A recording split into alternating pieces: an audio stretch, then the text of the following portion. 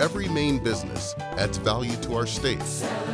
Diversity adds strength and beauty to our communities.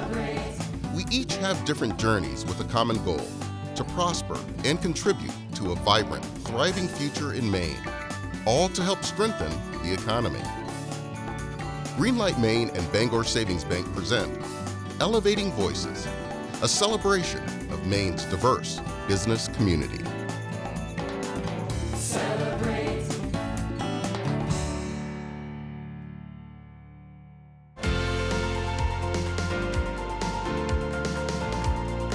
Julian, this room is breathtaking. I loved staying in it. Yes, this is called the Thomas Moser Room, and they have been so good to Greenlight Maine. In fact, we use their furniture on the set, and the judges' chairs is the same design that 3 presidents sat in during an inauguration. That's so cool. And speaking of cool, I am headed downtown to East Bayside neighborhood to meet the Minters at Indigo Arts Alliance. And I'm excited to go over to Wales to meet with little Juba to see the new farmland. Nice, I'll meet you there later.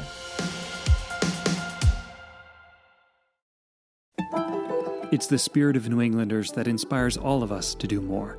It's in our employees, our customers, and our communities. Every day we do more because at Bangor Savings Bank, we truly believe you matter more. Whether you're cutting edge or looking at a traditional industry in a whole new way, if you want to innovate and if you want to grow, if you're an organization here in Maine, we want to support you. We're the Maine Technology Institute. At Hannaford, you're not just shopping at a supermarket. You're buying local. Because we're buying local every week. Whether it's fresh produce from a family farm or products from local businesses. Hannaford Supermarkets. Greater than groceries. Displaced by civil war, many Somalian refugees have found their way to central Maine. Though not stereotypical Maine farmers, these immigrants have expert-level farming skills. Through collaboration, Little Juba Central Maine Agrarian Commons raised funds and started Liberation Farms in Wales. The director of the Somali Bantu Community Association of Maine is Mahiden Liba. Ni vizuri kukuona leo. Sawa tu. Yeah. Sema. Asante sana. Thank you so much for having us today. This is beautiful.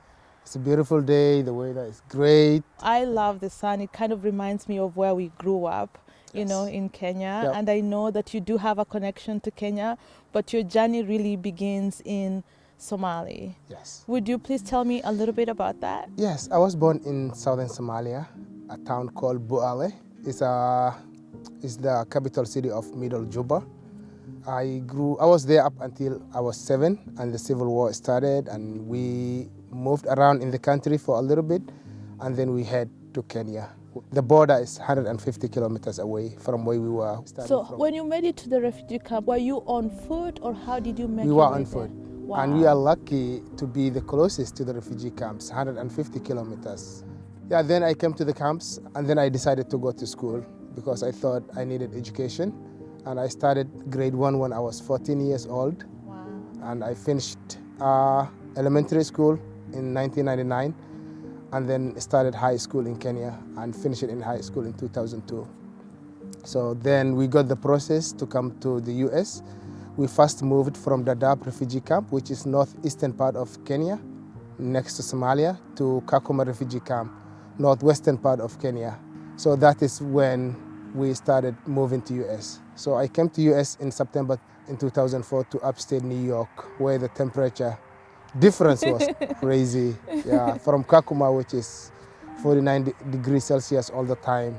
49 degrees, like 102, 103, to upstate New York, where the temperature is so low. And I was like mostly stayed indoor because I didn't like the cold. So I was there for a year. And then the communities in Maine started calling me because I was one of the only people who could speak English upon arrival. Yeah.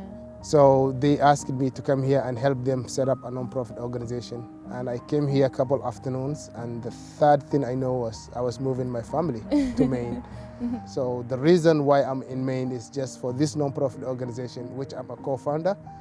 and executive director for right now. So most of the families that are now working with you with organizations were mostly on food stamps? Yes, when you came to the country and you don't have education, it's hard for you to get a good job. And also, an average Somali Bantu family has 6 kids, average. So, and when you have kids, you don't have a good job, you automatically are eligible for food stamps. It's a benefit from the state and federal government. And you only have so much to spend. And when you have that much, you can't be choosing healthy food because healthy food is expensive. So we said we know how to grow healthy food because we were farmers back home in Africa. And we know how to farm. We are experts in some crops like corn, beans, and all these pieces. If we start farming right now, people can produce. They know how to produce, and we help them with marketing.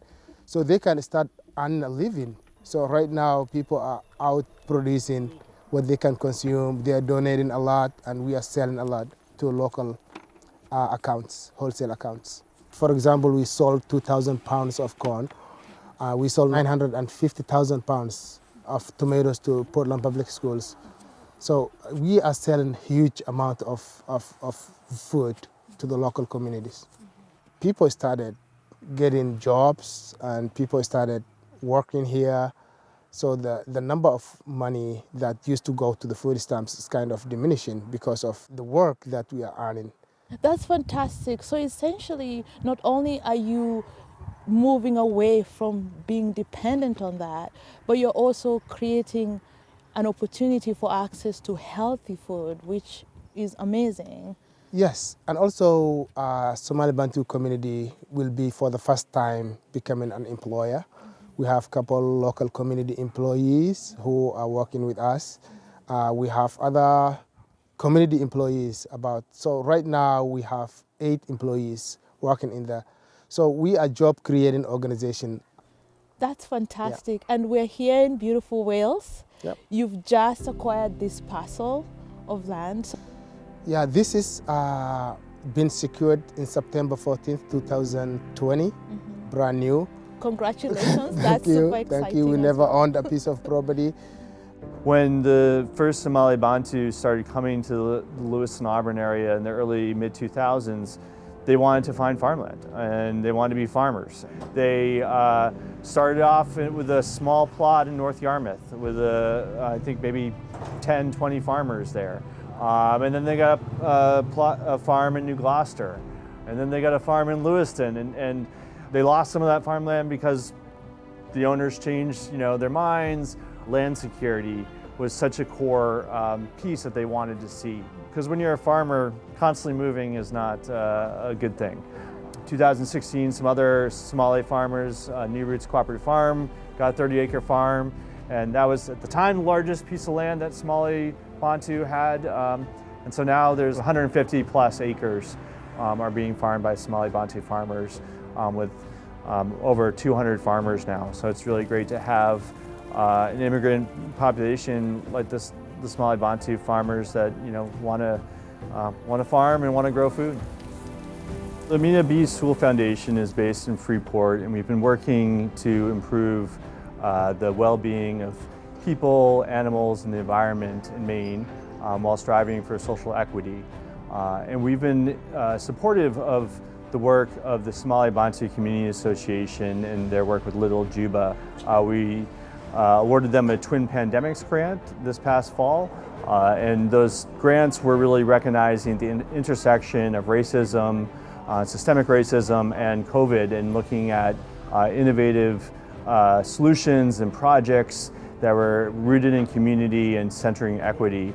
So there was really a collaboration that came together with Somali Bantu Community Association, Slow Money Maine, the Cooperative Development Institute, Agrarian Trust, Land for Good, Maine Farmland Trust, and we all said, there's this goal that these farmers have, a dream that they have, and they need support to do this. And so we came together and said, where can we all bring in different strengths and different resources?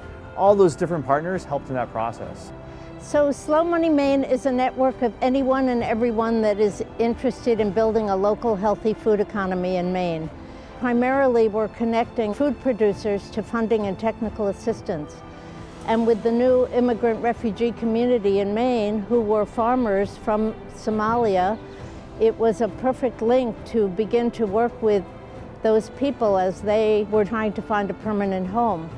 And the first group we worked with was Liberation Farms, led by the executive director, Muhyiddin Liba, from Somali Bantu Community Association. With the help of Nina Young and Maine Farmland Trust, we found this piece of land and realized that we needed help to purchase it.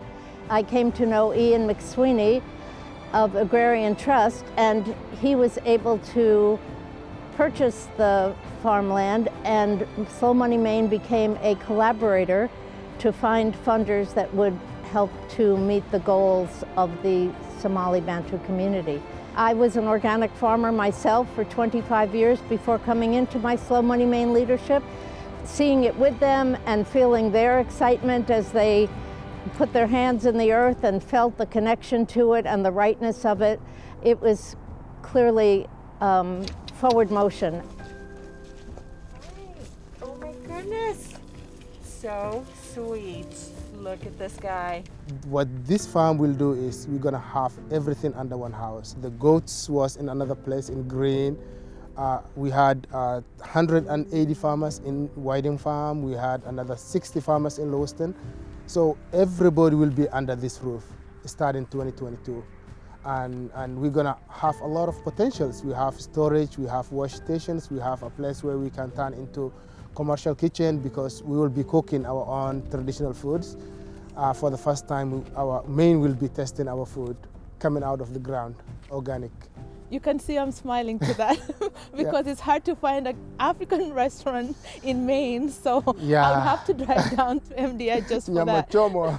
Nyama choma. Yeah. You have to put nyama choma and ugali on that menu. It will be, yeah. Ugali is our staple food. That is why we grow corn all the time. So here on the farm, you have plans for the space. Could you share more about that? We have a couple groups who are farming. One group is called community, like a mutual group that works together to sell to the general public. It's called Skashito groups. They will be on this section around here because that is where it's close to the water, clean water, close to the transportation, close to the wash station. The rest of the communities will be out there where we give them community gardeners plots.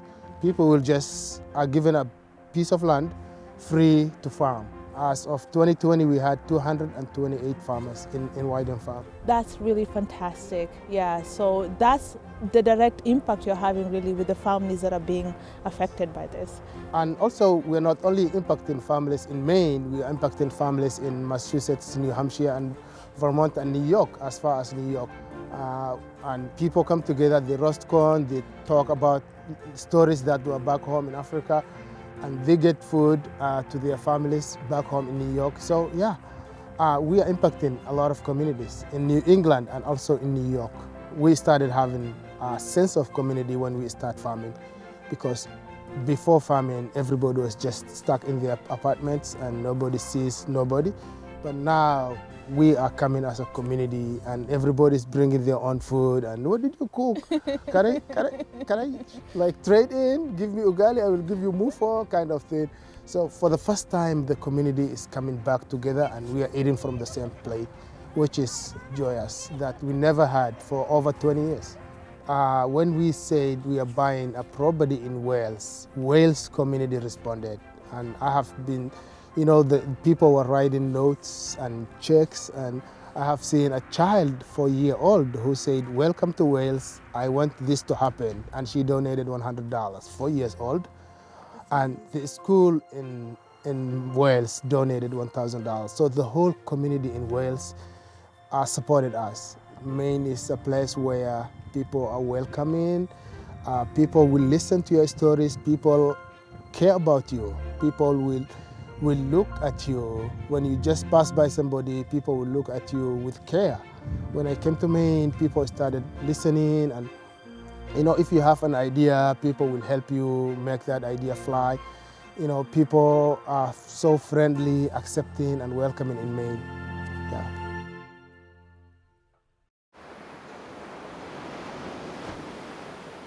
Eaton Peabody, a Maine-based law firm serving generations of Maine businesses and families from offices in Augusta, Bangor, Brunswick, Ellsworth, and Portland. Running a small business here in Maine is personal. At Kennebec Savings Bank, you'll work with local people who are just as invested in your success as you are. Every one of us. Experience the difference at Kennebec Savings Bank today.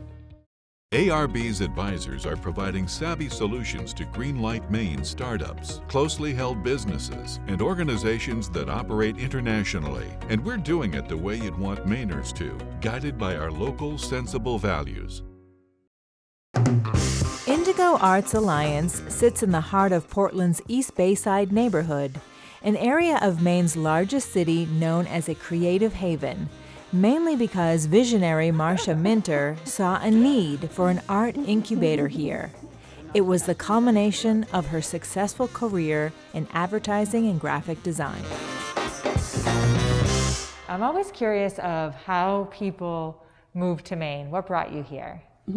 I was recruited by LL Bean. I was living in Chicago and got a call from a headhunter, and I started an interview process with LL Bean for the role of Vice President Creative Director.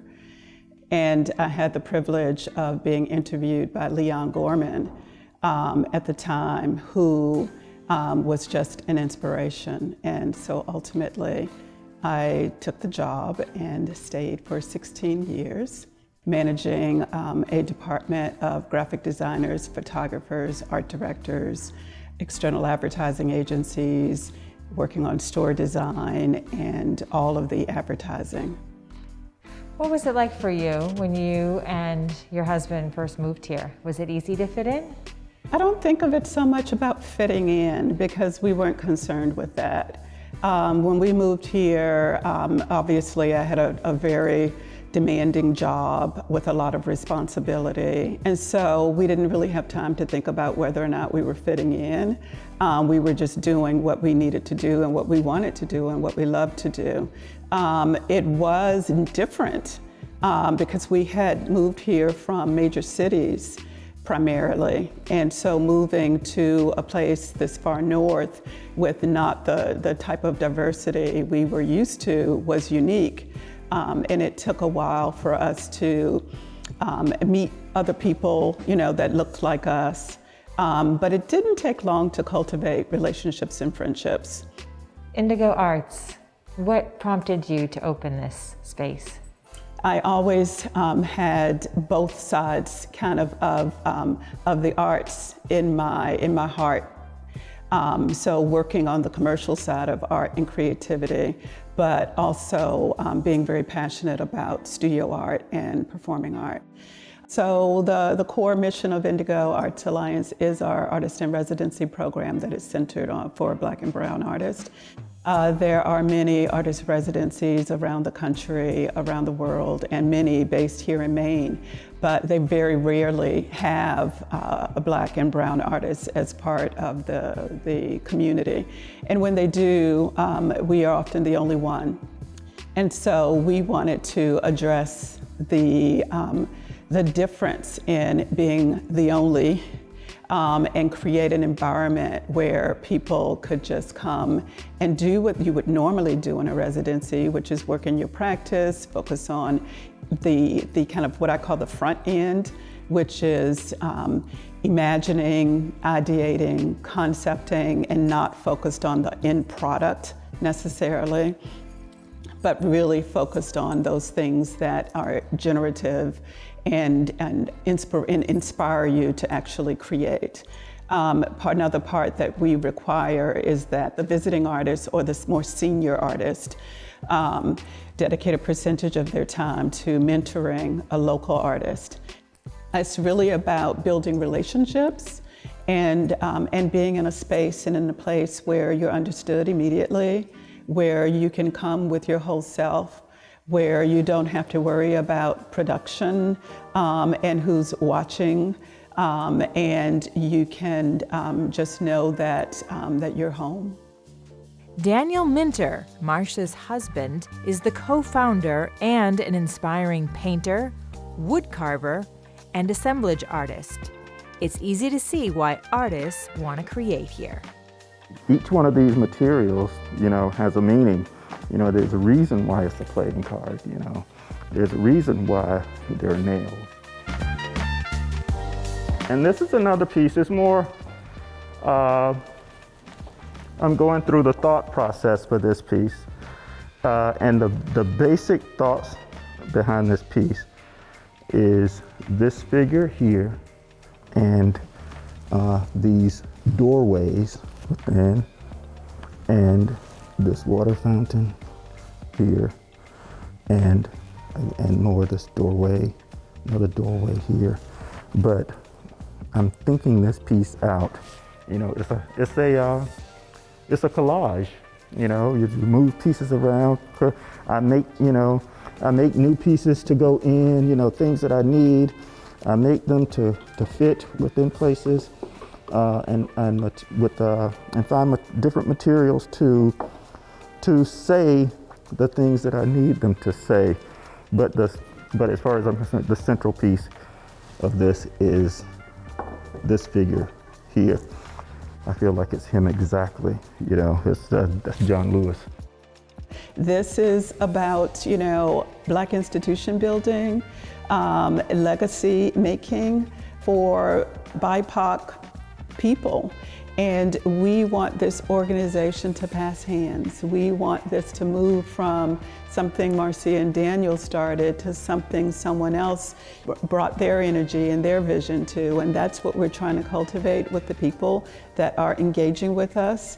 And we hope that that continues and moves on and grows and grows and grows well beyond us.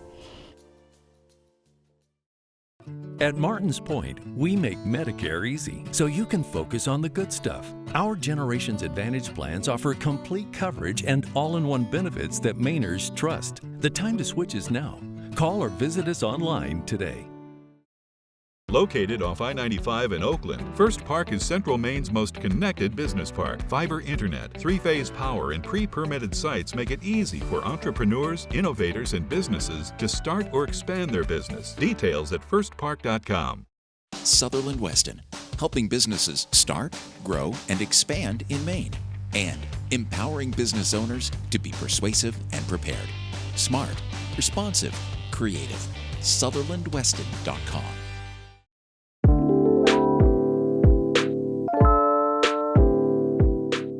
So in addition to the residency program that we have here, we also do and produce a number of public engagement events, some of which we do in partnership with other organizations around the state, and some of them are just our own signature events. And those have been ongoing and online and live Facebook events that have presented a variety of artists nationally and locally. And then we have another new project that we launched with Atlantic Black Box called Remapping New England that shares the story about the New England's role in the slave trade and talks about public art in the built environment and its role in writing, RIGHTING history in more inclusive ways. And we're doing that work because our impetus as creatives is on the intersection of art and social activism. And so all of the artists that we are working with are engaged in a social practice. They are concerned with the role that art plays in helping to build a multiracial democracy. Ryan Adams is currently an in-studio resident. He is a muralist, and chances are, if you've been in Portland lately, you have experienced his beautiful artistry. His 17 by 17 foot mural is on display at the Portland Museum of Art. So what are you working on here? So this is one of my first pieces here I'm working on at Indigo. It's pretty literal. It says this is black art. It's kind of gloss black on a flat black background. And this is actually kind of commentary on something a bit greater. I feel as a black artist, it's often kind of expected of us to have certain imagery, certain things included within our work, and also that black art is kind of seen as this one thing. Whereas I'm a sign painter by trade and just overall letter nerd, and I feel like I kind of want to put out there that anything that I create is black art, because I have that experience of being a black man my entire life here. So anything that comes out can be black art. So we just recently also started an extension of Indigo Arts Alliance that we have named Black Seed Studio, just up the hill. It's in the former Faux Pas Gallery space. This space is the Black Seed Studio, and it's part of Indigo Arts Alliance. It's also under the David C. Driscoll Fellowship, which is given to an artist or an artist collective to work on their personal work about 4 months out of the year. There's also a community interaction aspect, as well as studio visits from artists and curators that could be based in Maine or elsewhere. Daniel and Marcia really work with artists that might have been underrepresented in their community. And so I really appreciate that they give artists like me and other artists of color in Maine a chance to make our art and work on our art in a place where we feel safe and heard and respected. Any advice for new Mainers? You know, there is that narrative that people continue to espouse that Maine is an all-white state. It is not. There are many, many generations upon generations of families that are of color, that have been here, that have helped to create many of the wonderful qualities of this state. And then certainly the role that immigrants and refugees have brought as well. We have a wonderful, incredible, a diverse community here. And so I think that the contributions, you know, that we bring culturally, professionally, are adding immense value to the state and the reputation and the desirability of being here and living here. Absolutely. I think there's so many people in Maine that want to help and they just don't know how to do that. Yeah, I think the key is to not think about it as help.